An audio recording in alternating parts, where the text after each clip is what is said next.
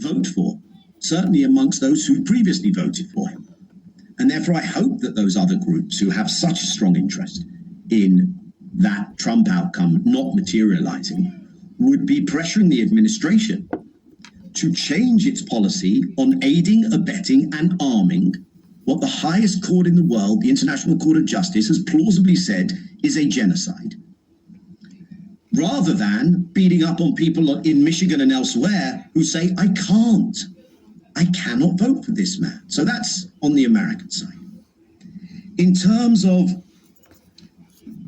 what I have witnessed previously as a negotiator and the assessment I made with regard to the apartheid reality and the offer of a Bantustan, there was a two-state option, which was an incredibly good deal for Israel.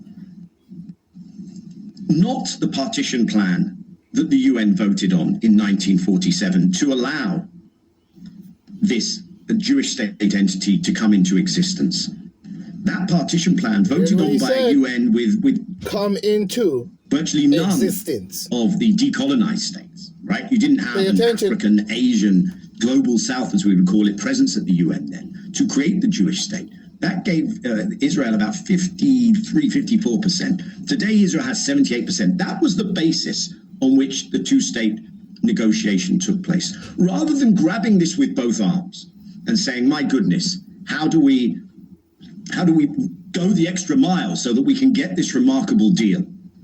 Rather than going there, the Israeli negotiating position over time, and I don't know what would have happened had Rabin not been assassinated, but the negotiating position on the Israeli side, when the Palestinian leadership, the PLO, was ready to accept that, was to keep draining this Palestinian state of meaning. Not only would there be nothing on the refugees, not only would there be no truth and reconciliation, there would have to be an end of all claims, there would be demilitarization, there would be islands of Israeli settlement in this state. Those islands kept getting bigger with every iteration of the map, nickel and diming on Jerusalem, on border crossings, on everything. Listen.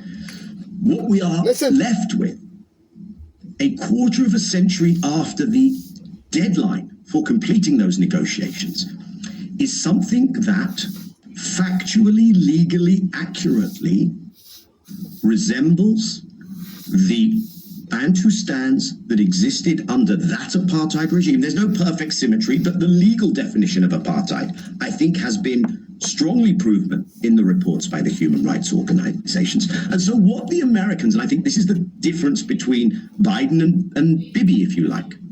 Bibi is saying, I'm not offering them a state, I'm offering them a Bantustan. And Biden is saying, God damn it, man, can't you just call it a state? We all know that it's not a state, because what you have there is partition being used to create these tiny islands of Palestinian limited self-governance so that the envelope of control is an Israeli regime which makes sure that Palestinians cannot have equal rights, cannot have security, cannot have a future. And that is always going to be a recipe for insecurity and an explosion, whether that's one that impacts Israelis or one that impacts Palestinians. And to try and come out of this crisis and say the solution is to go back to squeezing things into that box, I think that is criminal. Well, Daniel Levy, we just have a minute, but if you could say what you think the significance of, you mentioned it earlier, dissent within the Israeli war cabinet, however minor, and popular opposition to the war continuing, to what extent that might actually make a difference with respect to the negotiations and what Israel is willing to concede?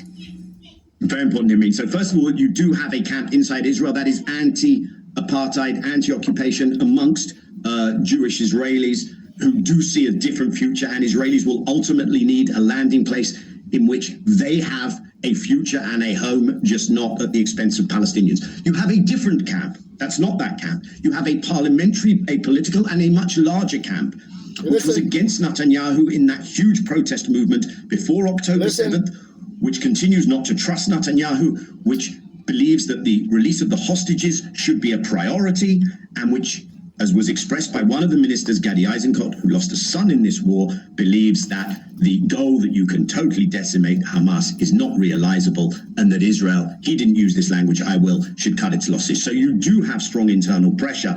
Unfortunately, that is not enough yet to drive an end to this war, and it's not being matched by the kind of external pressure we should And it be should seeing be. from the US It should be. administration. Well, thank you so much, Daniel Levy, president of the U.S. Middle East Project and a former Israeli peace negotiator.